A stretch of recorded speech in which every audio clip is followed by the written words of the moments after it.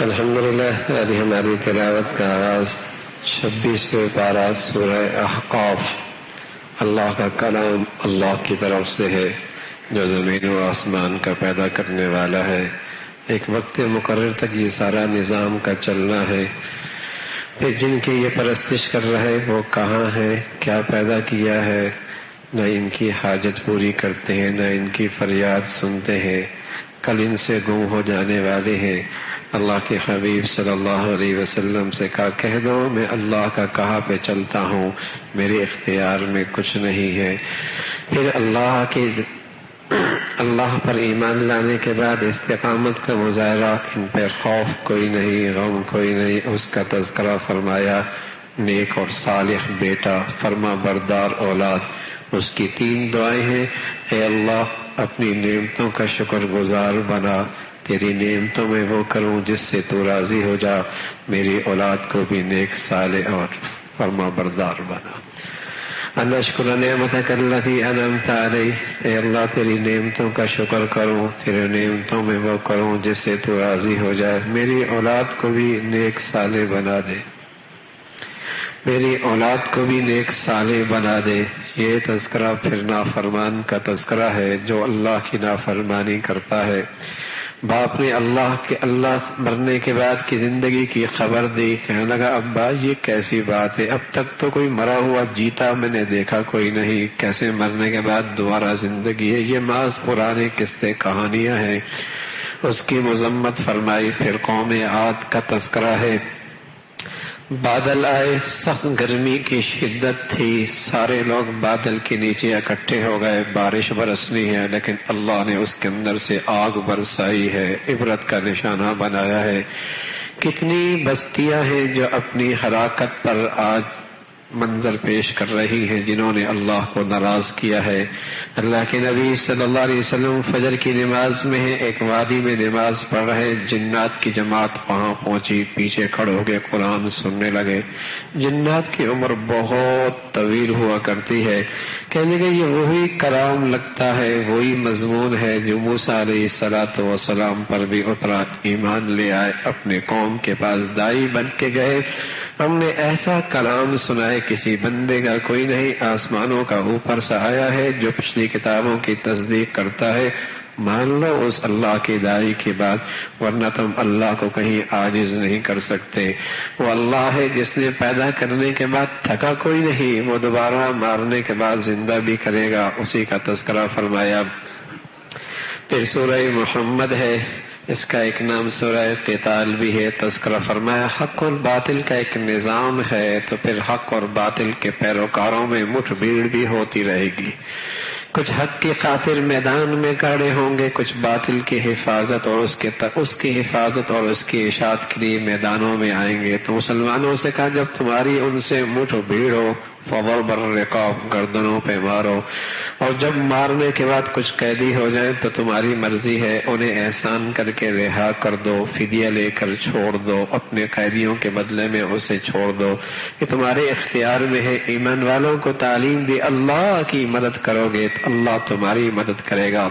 اللہ کی مدد، اللہ کے دین کی مدد کرو گے، اللہ تمہاری مدد اور نصرت فرمائیں گے. کفار کا مولا کوئی نہیں، تمہارے ساتھ تو مولا ہے، اللہ کی ذات ہے، تمہارا مددگار ہے. پھر اس کا تذکرہ، پھر جنت والوں کا منظر. کیسی جنت ہے جو اللہ نے اہل تقوی کے لیے بنا رکھی ہے. اس میں نہریں ہیں، شاندار پانی ہے، اس کے اندر شہد کی نہریں ہیں، دودھ کی نہریں ہیں، شراب کی نہریں ہیں، اور من پسند کا پھل ہے. وَلَهُمْ فِيهَا مِن كُلِّ الثَّمَرَاتِ. یہ تو ایک اللہ کے نیک بندوں کا تذکرہ ہے، نافرمانوں کا تذکرہ ہے. پیپ ہے، کھولتا ہوا پانی ہے، ہونٹوں پہ کیا لگنا، گلے میں کیا جانا، اندر کے ساری آنتوں کا باہر آ جانا ہے، اس کا تذکرہ ہے.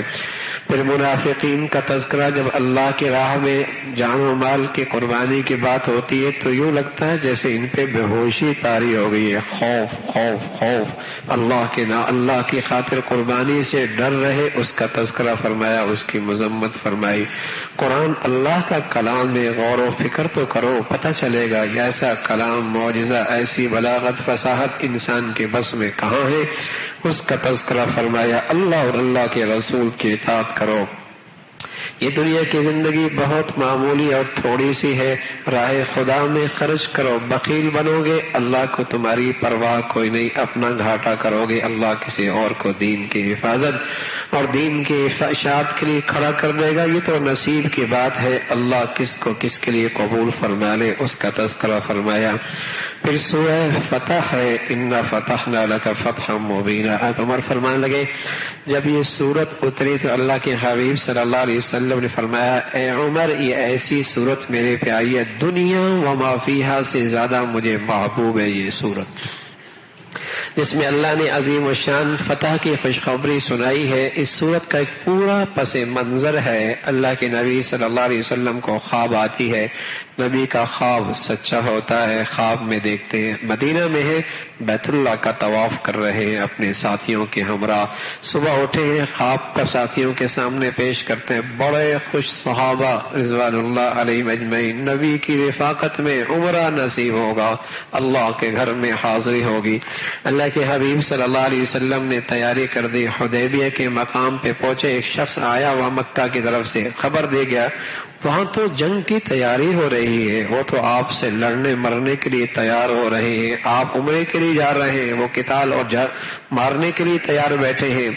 تو حضرت عثمان رضی اللہ تعالیٰ عنہ کو اللہ کے نبی صلی اللہ علیہ وسلم نے ان کی طرف بھیجاؤ، انہیں اطلاع دے دو ہم صرف عمرہ کرنے آئے ہیں، بیت اللہ کا طواف کر کے واپس چلے جائیں گے۔ تو جب حضرت عثمان تشریف لے گئے تو بہت دن گزرے، اطلاع کوئی نہیں، افواہ پھیل گئی، عثمان شہید ہو گئے، عثمان شہید ہو گئے۔ اللہ کے نبی صلی اللہ علیہ وسلم کیکر کے درخت کے نیچے اپنے سارے ساتھیوں کو اکٹھا کرتے، جن کی تعداد تقریباً 1400 کی تھی، اور ساری اسلامی کی پونجی یہی تھی، پورا اسلامی دنیا کی ساری افرادی قوت یہ 1400 کے قریب تھی۔ آج یہ درخت کے نیچے بیٹھے نبی علیہ الصلوۃ والسلام کے ہاتھ پہ بیعت کر رہی ہے، عثمان کا بدلہ لے کے جائیں گے ورنہ جان کی بازی لگا دیں گے۔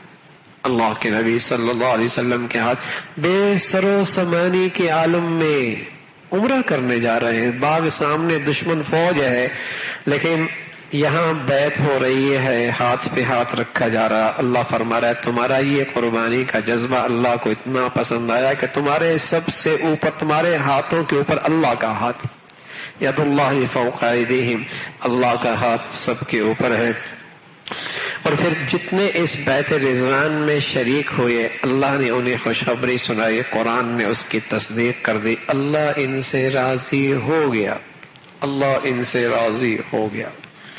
تو اس صورت کے اندر پھر کیا ہوا، بعد میں یفا غلط ہوئی، عثمان آ گئے رضی اللہ تعالیٰ عنہ، ایک سہیل ابن عمر مشرکین کی طرف سے آیا، ایک معاہدہ طے ہوا، بظاہر معاہدے کی کچھ شکیں ایسی تھیں کہ یوں لگتا تھا مسلمانوں کے کمزوری ہے اس کے اندر نظر آ رہی ہے، لیکن حقیقت میں قرآن نے خوشخبری دی، بہت بڑی فتح کا یہ پیش خیمہ ہے، بہت بڑی فتح ملنے والی ہے۔ معاہدہ ہو گیا 10 سال تک کوئی جنگ نہیں ہونی، دائیں آئیں ادھر ادھر آنا آسان ہو گیا۔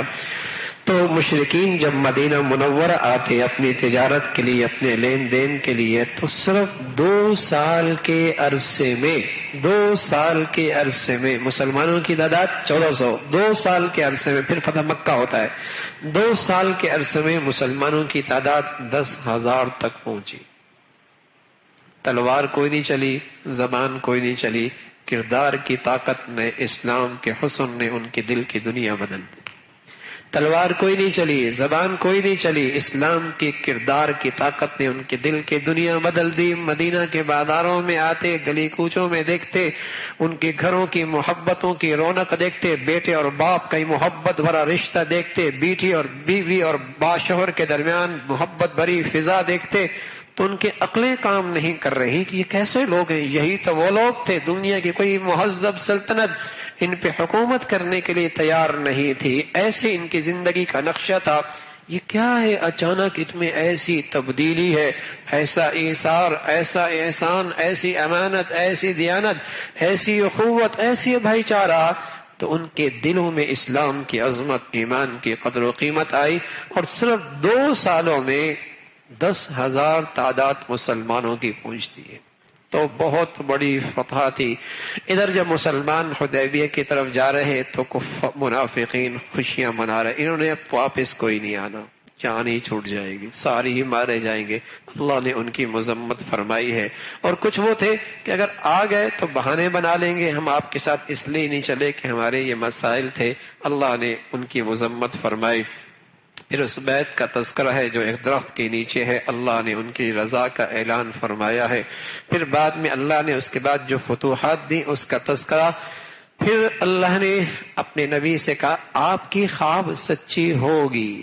آپ کی وقت طے نہیں تھا نا، آپ نے عمرہ تو کرنا ہے لیکن وقت طے نہیں تھا، آپ تو فوراً چل پڑے، وقت طے نہیں تھا۔ اللہ نے کہا آپ کی خواب سچی ہونی ہے، آپ نے بیت اللہ کا طواف کرنا ہے، عمرہ کرنا ہے، پھر آپ کی مرضی، بال مڑوائیں یا چھوٹے کریں یہ آپ کے اختیار میں۔ آپ کا دین اللہ دنیا میں غالب رکھے گا، اللہ کا دین دنیا میں غالب ہو کے رہے گا، اس کا تذکرہ۔ پھر اللہ کے حبیب صلی اللہ علیہ وسلم کے سچے جانثار حضرات صحابہ رضوان اللہ اجمعین، ان کے خوبصورت تعریف قرآن نے بتلائی ہے۔ ان کے چہروں پہ نیکی اور تقوی کی روشن چمکتی زندگی ہے، ان کے چہرے پر نور اور بارونق ہیں۔ اور پھر ان کی ایک بہت بڑی خوبی ہے، مسلمانوں میں آپس میں باہم شیر و شکر ہے، لیکن کفر کے مقابلے میں بڑے سخت ہیں، کفر کے مقابلے میں بڑے سخت ہیں۔ یہ ایک فطرت ہے، جب کفر کے مقابلے میں بھیگی بلی بنیں گے مسلمانوں کے قاتل بنیں گے، اور جب مسلمانوں کے لیے محبت کی فضائیں ہوں گی کفار کے مقابلے میں سخت ہوں گے۔ آج کا منظر بالکل الٹ ہے، پہلے مسلمان آپس میں شیر و شکر، احسان، ایثار، ہمدردی، درگزر کا معاملہ تھا۔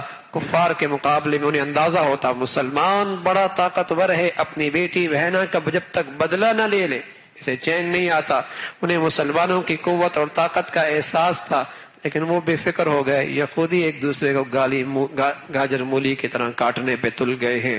کئی فرقوں کے جھگڑے، کئی رنگ نسل کے جھگڑے، کئی مفاد پرستی کے جھگڑے، کئی سیاسی دنگا فساد ہے۔ وہ یہ دیکھ رہے کہ کچھ بھی ان کی بیٹی بہنوں کی کھوپڑیوں سے فٹ بال کھیلتے رہو، یہ اپنی ہی میں ایسی جسے کہیں کہ الجھے پڑے ہیں، کیا انہوں نے اپنی بیٹی بہنوں کی حفاظت کرنی ہے؟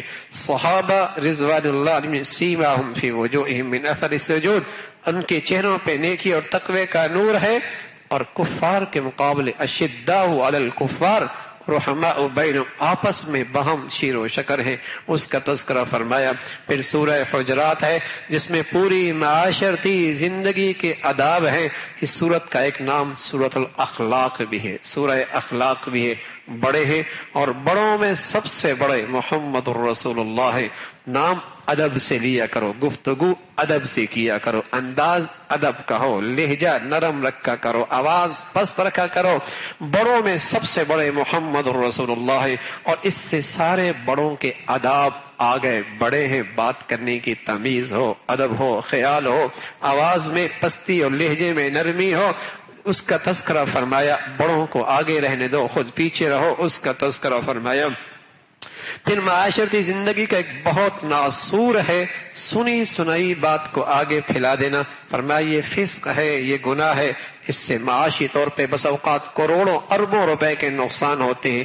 سنی سنائی بات میسج پہ چلا دیا، آگے پھیلا دیا، کوئی پتہ نہیں، تحقیق کوئی نہیں، حقیقت کوئی نہیں، لیکن آگے اسے پھیلا دیا۔ فرمایا نا سنی سنائی کی باتیں آگے نہ پھیلایا کرو، تحقیق کر لیا کرو۔ پھر وہ خوبصورت معاشرہ جس کی اللہ رب العزت نے تعریف فرمائی ہے کہ ایمان ان کے ہاں دنیا کی ہر دولت سے بڑی دولت تھی۔ ایمان اس معاشرے میں دنیا کی ہر دولت سے بڑی دولت تھی، اور یہ ایمان ان کے اندر ایسا رچ بس گیا تھا کہ انہیں گناہوں سے گھن آنے لگی تھی، کفر کی زندگی سے گھن آنے لگی تھی۔ یہ ایمان کی تازگی ان کے اندر ایسی رچی بسی ہوئی تھی۔ فرمایا یہ معاشرہ کامیاب ہے۔ پھر ایمانی اسلامی اخوت کا تذکرہ فرمایا۔ ایمانی ساری دنیا کا مسلمان ایمان کے رشتے میں باہم ایک دوسرے کا بھائی اور اخوت اسلامی کا زندہ نشان ہے۔ انما المؤمنون اخوہ، یہ مشرقی، یہ مغربی، یہ کالا، یہ گورا، یہ ہندی، یہ پاکستانی، یہ افغانی، یہ برمی اور یہ بنگلہ دیشی، کوئی بھی ہے، ان میں ایمان کا رشتہ ہے۔ لیکن اب تو اللہ حفاظت فرمائے میرے عزیزو، کفر کے قدموں میں بیٹھے ہیں اور اپنوں کے لیے دشمن اور اپنوں کے لیے تلواریں اور ہتھیار برس رہے ہیں، اور کفر بھی کھیل رہا ہے، اسے دوست بناتا ہے، اسے اسلحہ بھیجتا ہے، کبھی اس کو دشمن بناتا ہے، اسے اسلحہ بھیجتا ہے۔ اس نے ساری اسلامی دنیا کو اپنی منڈی بنا رکھا ہے اور قتل گاہ سجا رکھی ہے، اور مسلمان ہے۔ لیکن میرے عزیزو، یہ قوت اسلامی ایمان کی تازگی سے پیدا ہوتی ہے۔ اگر ایمان کی تازگی نہ ہو تو بیٹا باپ کا نہیں رہتا، بیٹا باپ کا نہیں رہتا، بہن بھائی کی نہیں رہتی، بہن بھائی کی نہیں رہتی، بیٹی باپ کی نہیں، ماں کی نہیں رہتی۔ اور یہ ایمان کے رشتے میں ایمان تازہ ہو، پھر مشرق مغرب شمال جنوب، سلیمان فارس سے، صہیب روم سے، بلال حبشہ سے، مدینہ کی گلیوں میں یوں لگتے جیسے سب ایک ماں باپ کی اولاد ہے۔ یہ ایمان کی حرارت سے ایمانی اخوت زندہ ہوا کرتی۔ اللہ سے ڈرو کہ اللہ تم پہ رحم کرے گا۔ پھر مسلمانوں کے باہمی تعلقات جن چیزوں سے متاثر ہوتے ہیں، خراب ہوتے ہیں، ان سے پرہیز کر کے نے کی تلقین فرمائی۔ مذاق نہ اڑاؤ کسی کا، اس لیے کہ مذاق اڑانے والا دل میں اپنی بڑائی رکھتا ہے، دوسرے کی حقارت رکھتا ہے۔ کسی کا مذاق نہ اڑاؤ، کسی کا، اور کسی پر طنز اور تنقید نہ کرو، طنز اور تنقید نہ کرو، بدگمانی نہ کرو، اور اس کے خفیہ، جسے کہیں کہ اس کے راز اور اس کی پوشیدہ زندگی کے پیچھے ٹوہ میں نہ لگو، اور کسی مسلمان کی غیبت نہ کرو۔ یہ وہ گناہ ہے جیسے مردہ کھانا ہے، مردہ بھی ایسا جیسے اپنے بھائی کی مردہ گوشت کھانا ہے، ایسا گندھا اور زہریلا گناہ ہے جسے غیبت کرنے والا، اس سے مسلمانوں کے اخلاق، اس سے مسلمانوں کے تعلقات خراب ہوتے ہیں۔ اس کی مذمت فرمائی۔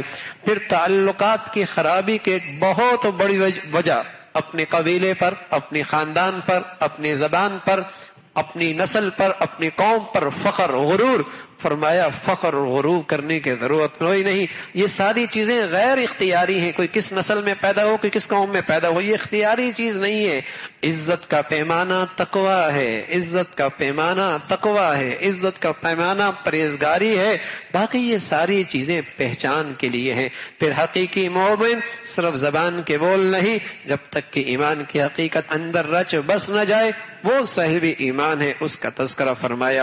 ایمان والوں کی شان اپنی جان و مال کی بازی اللہ کی خاطر، فرمایا یہ ہیں اپنی ایمان کے سچائی کا کردار دکھانے والے۔ اسلام لا کر اللہ پر احسان نہ جتلاؤ، یہ تو اس کا فضل ہے کہ تمہیں اتنی بڑی دولت دے رکھی ہے، اتنی بڑی دولت دے رکھی ہے۔ پھر سورہ قاف کا تذکرہ ہے، قرآن کی عظمت کا تذکرہ، پھر مشرکین کا حیرت کرنا کہ کیسے انسان دوبارہ پیدا ہوگا، مٹی بوسیدہ ہڈیاں، پھر کیسا زندہ ہونا، پھر اللہ کی قدرت کا تذکرہ ہے، پھر انسان کے دائیں بائیں دو فرشتوں کا موجود ہونا، اس کی پوری زندگی کا نقشہ محفوظ رکھنا، اور کل قیامت میں وہ سارا اس کے سامنے پیش کر دینا، پھر جہنم میں اسے پھینکنا، اور جہنم کا کہنا ابھی گنجائش اور بھی ہے، ابھی گنجائش اور بھی ہے، ابھی گنجائش اور بھی ہے۔ جہنم یہ اس لیے کہ اس سے دھیکتی اسی سے ہے، اس کا تذکرہ۔ پھر جنت والوں کے لیے، اہل تقوی کے لیے جنت قریب کی جائے، یہ ہے وہ جس کا اللہ نے تم سے وعدہ فرمایا تھا۔ فرمایا وہ ہیں جن کے کان ہیں تو سبق لیتے ہیں، ان کے دل ہیں تو سبق لیتے ہیں۔ کچھ ایسے ہیں جو سب کچھ دیکھتے سنتے بھی ہیں، نصیحت کوئی نہیں لیتے، اس کی مذمت فرمائی۔ پھر سورہ ذاریات ہے، ایک قسم کھائی، دو قسمیں کھائیں، تین قسمیں کھائیں، چار قسمیں کھائیں، پانچ قسمیں کھائیں، اور پھر فرمایا انما توعدون لصادق، قیامت کا آنا سچا ہے، قیامت کا آنا سچا ہے۔ قسمیں کھا کھا کر اللہ سمجھا رہے یہ اللہ کی شفقت اور پیار ہے، ورنہ وہ بادشاہ ہے، اسے کیا پرواہ اتنی قسمیں کھانے کی، کہہ دیتا مرنا ہے، مرنے کے بعد زندگی ہے۔ لیکن خیر خواہی ہے اللہ کریم، اللہ کریم کے اندر اللہ کریم ہے، مہربان ہے، بندے کسی طرح بھی مان جائیں، اس کا تذکرہ۔ پھر اہل جنت کا تذکرہ، چشموں میں، باغات میں، یہ وہ لوگ ہوں گے جنت میں جو دنیا میں نیکی اختیار کیا کرتے رہے، رات کے اندھیروں میں اللہ کے سامنے کھڑا کرتے تھے، اور جب سحری ہوتی تھی تو اللہ سے معافیاں مانگا کرتے تھے۔ جنت والوں کی خوبیاں اللہ نے تین ذکر فرمائی ہیں، فی جنات وعیون آخذین ما آتاہم ربہم انہم کانوا قبل ذلک محسنین، نیک ہوا کرتے تھے۔ کانوا قلیلا من اللیل ما یہجعون، رات کو تھوڑے سوتے، اللہ کے سامنے کھڑے ہوتے تھے۔ وبالاسحار هم یستغفرون، سحری کے وقت اللہ سے معافیاں مانگ لیتے۔ ارے میرے عزیزو، ہم جیسے کمزوروں کے لیے پورے سال میں یہ ساری خوبیاں اپنانا کہاں ہے، لیکن رمضان کی ان گھڑیوں میں تو آسان ہے نا، رمضان کی ان گھڑیوں میں تو آسان ہے، کچھ راتوں کا قیام کر لو، سحری کے وقت کچھ اللہ سے معافیاں مانگ لو، یہ جنت والوں کی خوبیاں ہیں، اللہ ہم سب کو جنت میں اکٹھا فرما دے۔